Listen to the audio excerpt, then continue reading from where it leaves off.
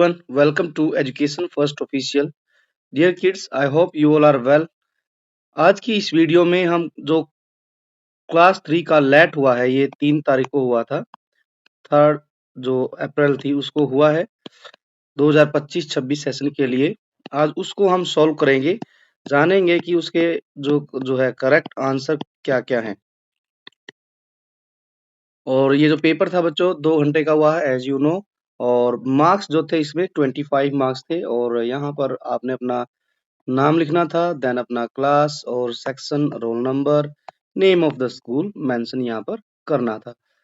कुछ चीजें थी ये आपको जो है पेपर पर लिखनी थी।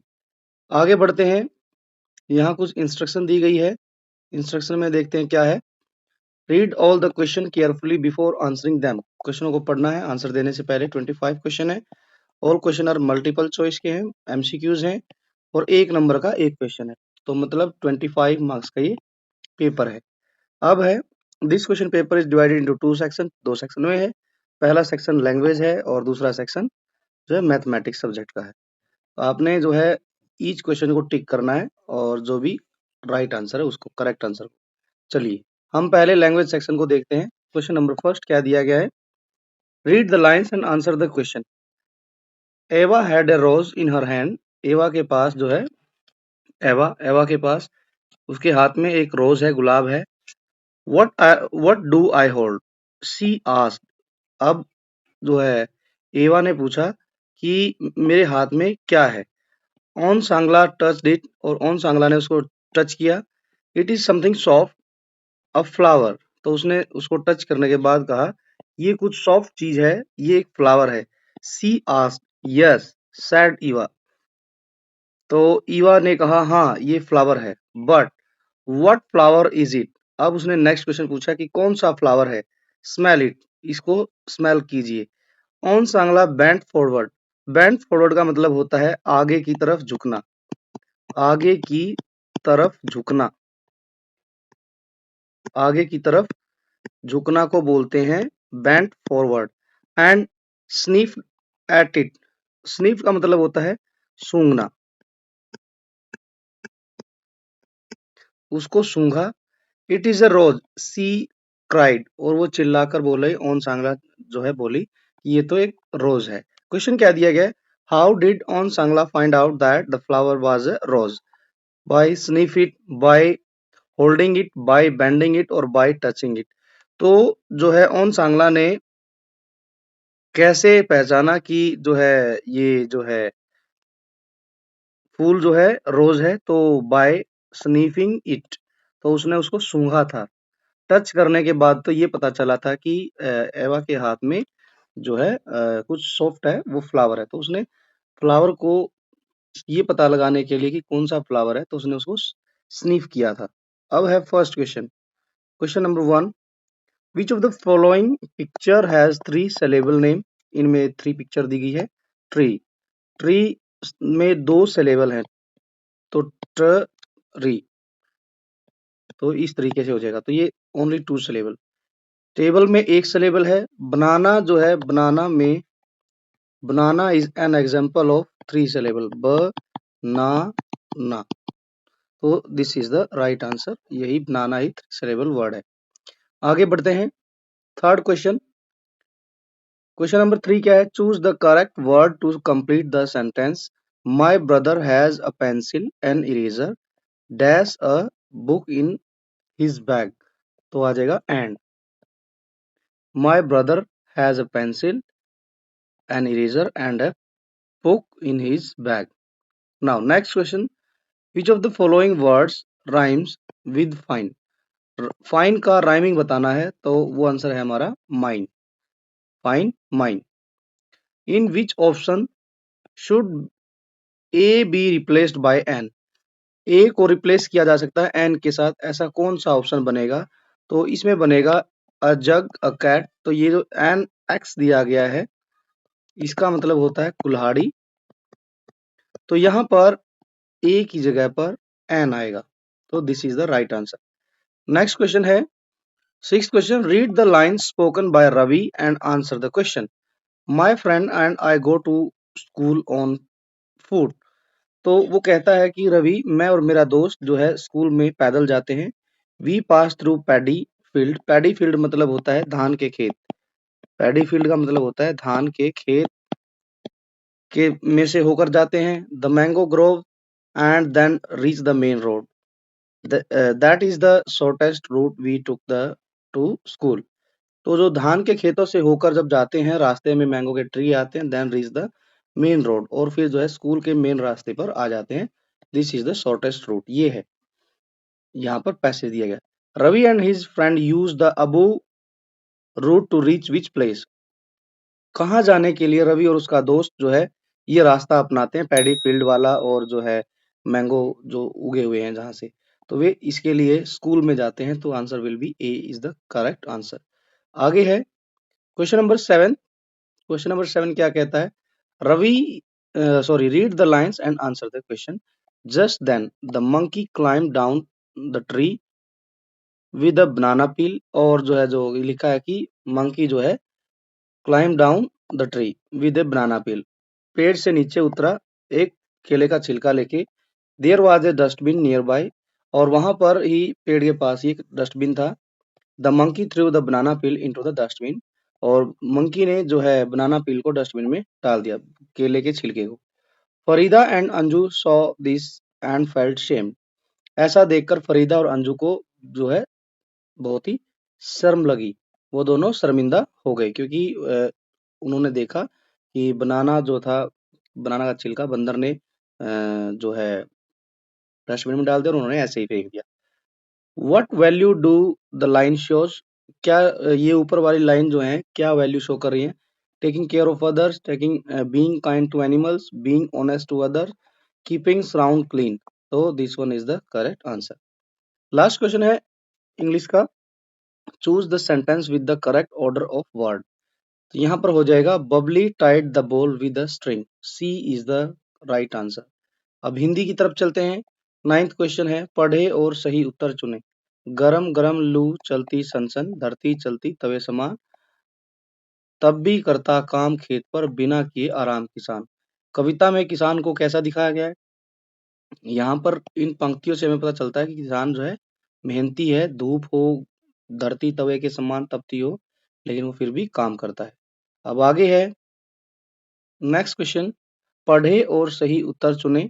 अगर न होता चांद रात में, हमको दिशा दिखाता कौन? अगर न होता सूरज दिन को, सोने सा चमकाता कौन? तो प्रश्न है, सूरज किसको सोने सा चमकाता है? दिशा को, चांद को, दिन को, रात को? तो दिन को। दिन जो है वो सोने की तरह चमकता है सूरज के कारण। अगला प्रश्न है, किस वाक्य में विराम चिन्ह का प्रयोग सही प्रयोग हुआ है? मेरा नाम कोमल है, बट यहाँ पर पूर्ण विराम आना चाहिए था, यहाँ कोमा लगा दिया, इसलिए गलत हो गया। वह आज कहाँ गया था? और बाद में प्रश्नवाचक चिन्ह, तो यही उत्तर हमारा सही हो जाएगा। प्रश्न 12, शब्दों को सही क्रम में लगाकर वाक्य चुने। जाते तट पर समुद्र हम। यहाँ जो सही सेंटेंस है वो है, हम समुद्र तट पर जाते हैं। डी जो है सही उत्तर होगा। आगे है, पढ़े और सही उत्तर चुने। तब नातिन ने अपने कुत्ते को बुलाया, कुत्ते ने नातिन को थामा, नातिन ने नानी को थामा, नानी ने नाना को थामा, नाना ने मूली को थामा, सभी ने मिलकर जोर लगाया, आखिर मिलकर सबने मूली को बाहर निकाल ही डाला। कहानी में नाना को किसने थामा? अब यहाँ नाना को लिखा है, नाना ने नहीं लिखा है। नाना को थामा था नानी ने, तो यहाँ पर बी उत्तर हो जाएगा। कुछ बच्चों ने शायद, मुझे लगता है, मूली ना लिख दिया हो, तो मूली लिखेंगे तो वो गलत हो जाएगा। तो नानी जो उत्तर है सही है। आगे है, पढ़े और सही उत्तर चुने। तभी चढ़ाई सीधी आई, लगे हाँफने हाथी दद्दा, चर मरचो रुकी साइकिल, लगा सरकने पीछे चक्का, चींटी झटकूदी साइकिल से, बोली मत घबराना दद्दा, आप पाँव पैडल पर मारो, मैं हूं ना देती हूँ धक्का। तो चींटी को यहाँ स्वभाव से कैसा बताया गया वो बताना है। देखिए, साइकिल जो चढ़ रही थी चढ़ाई पर, तो वहां पर हाथी रुक गए थे। तो उसके बाद चींटी ने कहा हाथी से कि आप घबराओ मत, मैं हूं, मैं पीछे से धक्का देती हूँ। तो इससे पता चलता है कि चींटी चींटी जो थी वो साहसी थी, आलसी और डरपोक नहीं थी। आगे है, पढ़े और सही उत्तर चुने। उगता सूरज जिधर सामने, उधर खड़े हो मुंह करके तुम। ठीक सामने पूरब होता और ठीक पीछे है पश्चिम। बाईं ओर दिशा उत्तर की, दाईं ओर तुम्हारे दक्षिण। चार दिशाएं होती हैं यूं, पूर्व पश्चिम उत्तर दक्षिण। ये लिखा है जब हमारा मुंह पूरब की तरफ होता है तब पश्चिम दिशा कहाँ होती है। मुंह जब पूरब की तरफ है तो पूरब की तरफ मुंह है, तो यहाँ लिखा है पीठ के पीछे। तो पीठ की सॉरी ये पीछे की तरफ, ठीक है। पीछे हमारे जो है मुंह के सामने पूर्व है, तो पीछे हमारे पश्चिम हो जाएगी। अब है मैथ के क्वेश्चन आ गए हैं। क्या दिखा है, Anjali had 35 with her. 35 rupees है अंजलि के पास। She bought the following items, उसने कुछ सामान खरीदा। एक बुक खरीदी, एक पेंसिल, शार्पनर, इरेजर। तो ये बताना इन सबको खरीदने के बाद जो है अंजलि के पास कितने पैसे बच गए। How much money was left with her. 20 rupees की बुक है, 5 का पेंसिल 25 हो गए, 3 की शार्पनर 28, 2 की इरेजर है 30 और उसके पास पैसे थे 35, तो हम इसको सब्ट्रैक्ट करेंगे। तो 5 माइनस 0 5, 3 माइनस 3 0, तो उसके पास 5 रुपीज बच गए। तो सी इज द राइट आंसर।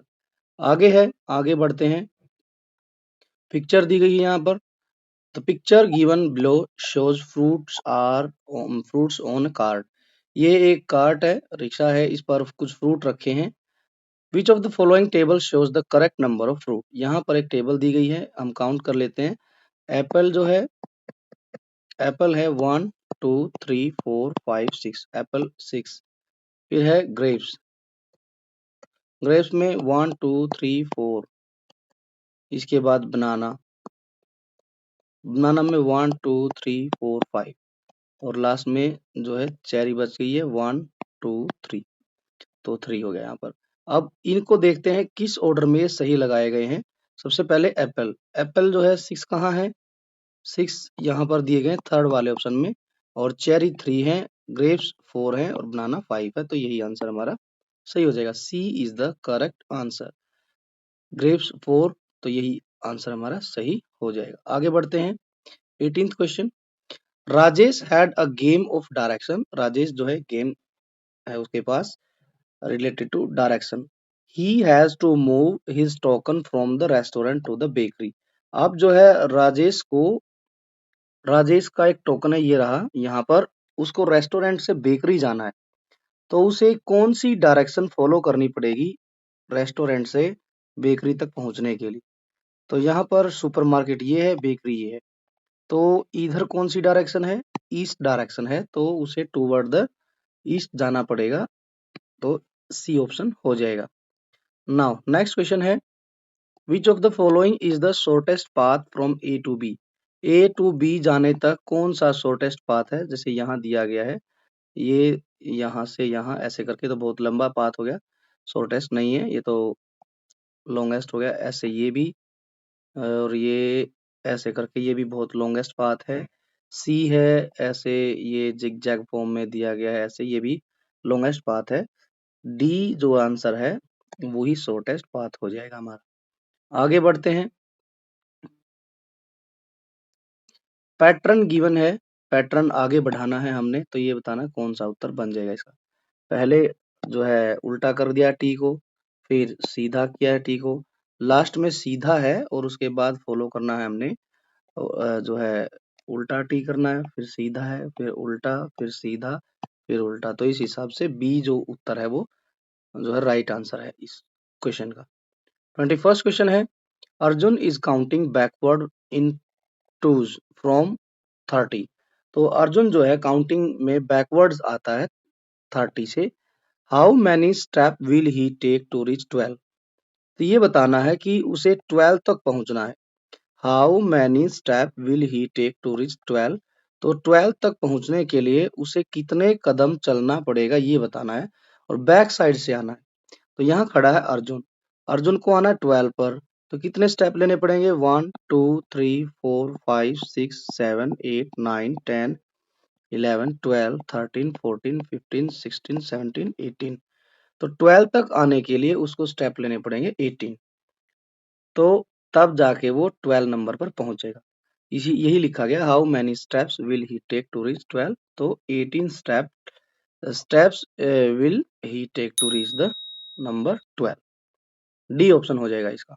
आगे है, Anjana is decorating a tissue box. Anjana जो है एक टिश्यू बॉक्स को क्या कर रही है, डेकोरेट कर। She wants to put a ribbon on each edge of the box, और वो जो है एक रिबन लगाना चाहती है, एज एज ये है बुझाएं, इन पर एक रिबन लगाना चाहती। How many piece of ribbon should she cut, हमें पता है कि जो क्यूबॉइड होता है उसमें जो एज होते हैं वो 12 होते हैं, तो इसका उत्तर भी हो जाएगा कि उसको 12 एज को डेकोरेट करने के लिए 12 पीस ऑफ रिबन चाहिए। आगे है, Deepak use 8 beads to make a bracelet. Deepak जो है एक ब्रेसलेट बनाने के लिए उसको जो है ऐसे करके 8 जो है बीड्स लग रहे हैं। He has 48 beads, how many bracelet can he make with given beads. इतने बीड्स दिए गए हैं, अब ये बताना है कि इतने बीड्स से वो कितने ब्रेसलेट बना सकता है। तो हम क्या करेंगे, 48 को डिवाइड कर देंगे 8 से, 8 6 जा 48, तो 48 में से 48 सब्ट्रैक्ट करेंगे तो 0 हो जाएगा। आप इस तरीके से भी कर सकते हैं, 1 2 3 4 5 6 7 8, तो इन 8 का एक ब्रेसलेट बनेगा, एक लिख सकते हैं यहाँ, 1 2 3 4 5 6 7 8, तो दूसरे नंबर पर ये हो गया हमारा ब्रेसलेट कंप्लीट। थर्ड पे जाएंगे, 1 2 3 4 5 6 7 8, इस तरीके से ये थर्ड हो गया, जहां तक जाएंगे तो ये 6 ब्रेसलेट बनेंगे, तो B is the right answer. अब है आगे question 24। Annu and Rajiv use triangle cards to represent 10 cells. Annu जो है और राजीव ट्रायंगल यूज करते हैं 10 सेल्स के लिए, सर्कल यूज करते हैं टू रिप्रेजेंट 1 सेल।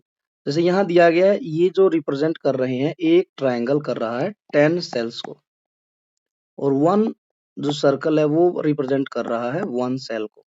तो ये बताना है, what is the total number of cell that Anu and Rajiv have together. अब ये बताना है कि इन दोनों के कार्ड्स को मिला के कितने सेल बनते हैं।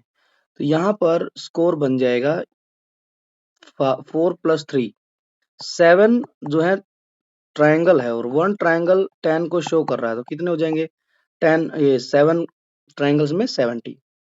अब इनको प्लस कर लेंगे, 2 4 6 8 10 12 13, 13 और प्लस कर दो, तो आंसर आ जाएगा हमारा 83। D is the right answer. Now next, the table given below shows Raju time table. कुछ एक्टिविटी दी गई है, टाइम दिया गया, गेट रेडी फॉर स्कूल। जो है राजू को स्कूल के लिए तैयार होने में 6 बज के, हाँ 6 बजे से 7 बजे तक का टाइम लगता है, मतलब 1 आवर लगता है, 1 आवर। स्कूल टाइम कितना लगता है उसको, वो 8 o'clock से, मतलब 8 मॉर्निंग से लेके और 1 आफ्टरनून तक वहां स्कूल में रहता है, 5 आवर्स लगते हैं उसको। तो जो है लंच और रिलैक्स के लिए उसको 2 आफ्टरनून से 2:30 आफ्टरनून तक टाइम लगता है, 1 आवर 30 मिनट्स हो गया। स्टडी करता है वो 3:30 to 5, तो ये भी 1 आवर 30 मिनट्स हो गया। प्लेइंग करता है 2 आवर्स। तो ये बताना है, which activity take the shortest time, किस काम को करने में राजू को सबसे कम समय लगता है। Play, study, school time, get ready for school, so get ready for school ही इसका राइट आंसर है। इसी के साथ हमारे क्वेश्चन जो है खत्म हो जाते हैं। आई होप कि वीडियो आप लोगों के लिए अच्छी होगी, आप लोगों को अपने अपने आंसर जानकर जो है थोड़ा सा एस्टिमेट हो गया होगा कि आपके कितने मार्क्स आ जाएंगे। और यदि आप एजुकेशन फर्स्ट यूट्यूब चैनल पर पहली बार आए हैं तो आप वीडियो को लाइक करें और जो है चैनल को जरूर सब्सक्राइब करें, ताकि ऐसी ही अमेजिंग वीडियोस जो है आपको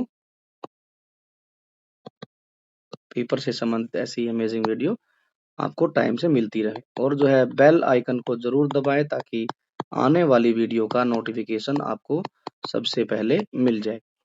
चलिए, ये था पेपर, अब हम मिलेंगे नए पेपर के साथ नई वीडियो में। तब तक के लिए आप खूब मन लगाकर पढ़िए और अपनी सेहत का ध्यान रखिए। Thanks for watching.